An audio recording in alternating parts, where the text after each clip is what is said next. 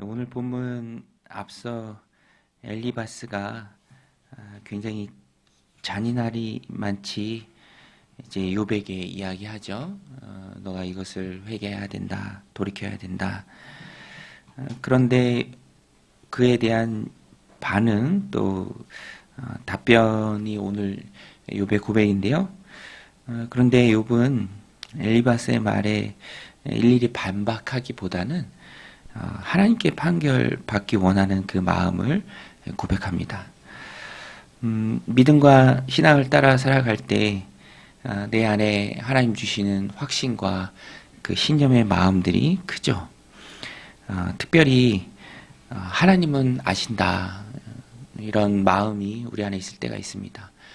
세상이 몰라주고 오해를 하고 또 다소 억울한 일을 겪게 될 그때에 우리 마음 가운데 위로가 되고 힘이 되는 것은 그래도 내 곁에 하나님이 함께 하시고 그 하나님이 내 마음을 다 아신다라는 것이죠. 욥이 그렇게 하나님 앞에 나아갑니다.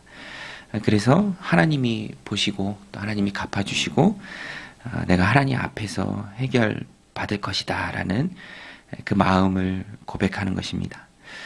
그런데 8절부터 욥이 고백하는 것처럼 그러나 세상을 살아갈 때 꼭 우리가 매일같이 또 늘 항상 이렇게 하나님을 경험하는 것은 아닙니다. 그래서 욥이 고백하죠.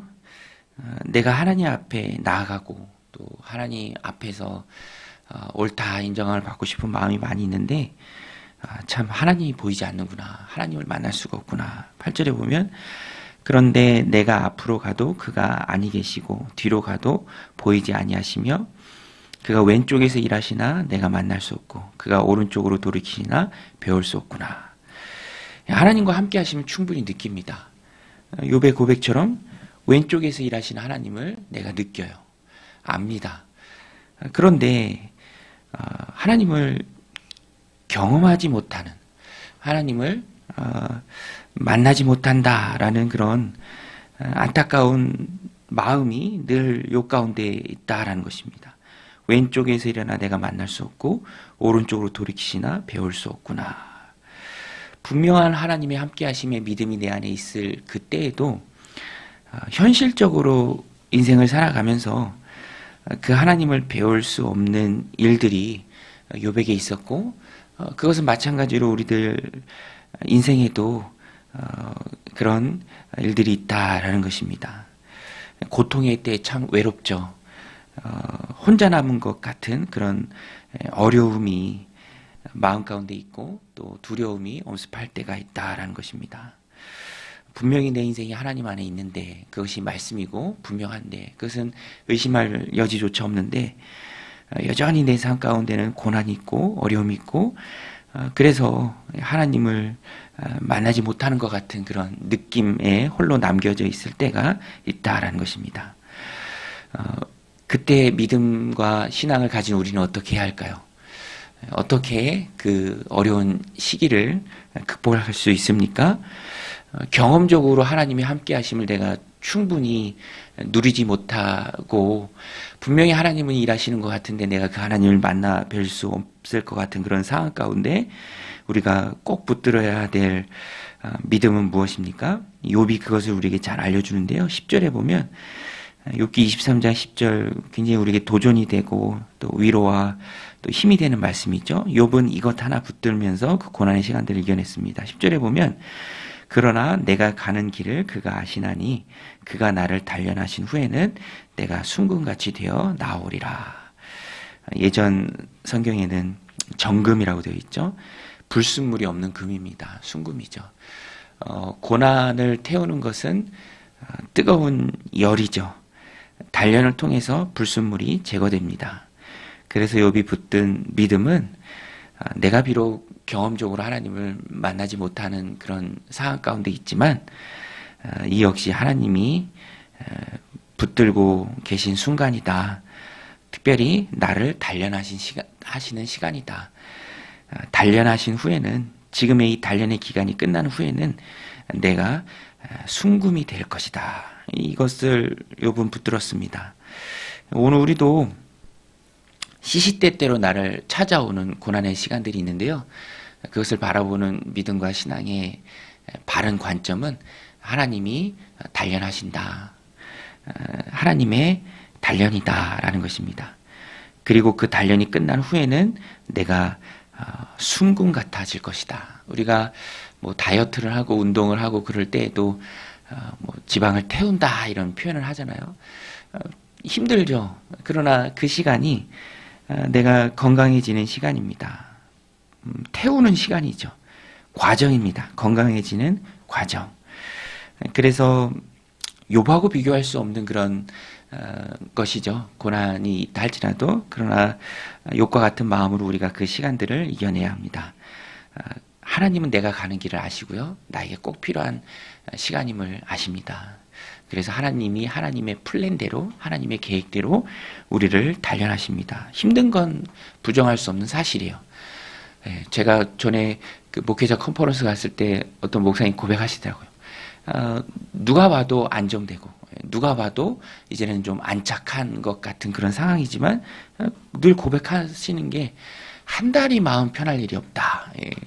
우리 인생도 참 그래요. 한 고비 넘기면 또 다른 인생의 고비들이 찾아옵니다. 바다의 파도와 같죠. 그러나 분명한 것은 내가 가는 길을 하나님이 아시고요. 그것은 하나님이 나를 단련하시기 위해 주시는 것이고 또 그것이 맞춰진 후에는 정금 같은 모습으로, 순금 같은 모습으로 하나님 앞에 설 수 있다라는 것입니다. 이런 어려움 저런 어려움 다 헤치고 예수님 닮은 모습으로 하나님 앞에 서고 또 이겨낼 수 있는 정말 그런 힘 있는 모습으로 주님이 이끌어 가시고 나를 단련시켜 주십니다. 그래서 우리가 해야 할 것은 이 뒷부분에 보면 나오는데요. 하나님이 내게 작정하신 것이 있다라는 그 믿음을 우리가 가져야 합니다. 14절인데 14절 보면 그런즉 내게 작정하신 것을 이루실 것이라. 이런 일이 그에게 많이 있느니라. 하나님이 작정하신 바가 많이 있습니다. 내게 작정하신 것을 하나님이 이루실 것이다. 하나님이 날 향한 계획을 가지고 계신다. 그래서 나는 하나님의 걸음을 따라 걷는다. 그리고 길을 지켜 치우치지 않는다. 하나님을 향한 온전한 믿음이죠. 믿음이라는 것은 보이지 않아도 행하는 것입니다. 얼마나 귀합니까? 세상 사람들은 눈에 보이는 대로 일하죠. 그러나 우리 그리스도인들은 보이지 않아도 일한다라는 것입니다. 그것이 믿음이죠. 그리고 16절에 보면 하나님을 두려워하는 것입니다. 16절에 하나님이 나의 마음을 약하게 하시며 전능자가 나를 두렵게 하셨나니 이는 내가 두려워하는 것이 어둠 때문이나 흑암이 내 얼굴을 가렸기 때문이 아니로다. 하나님 때문이로다.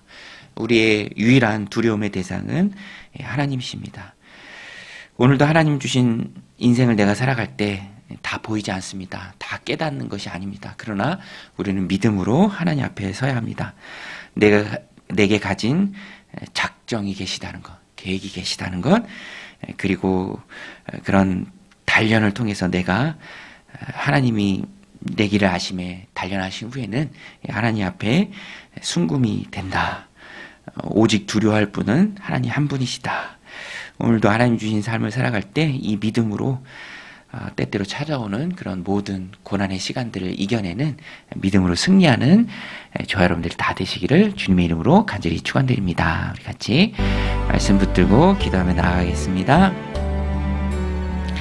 하나님 아버지, 오늘도 저희들 주님 전에 나오게 하시고 또 이 새벽 우리 하나님 앞에 기도하게 하심에 감사합니다.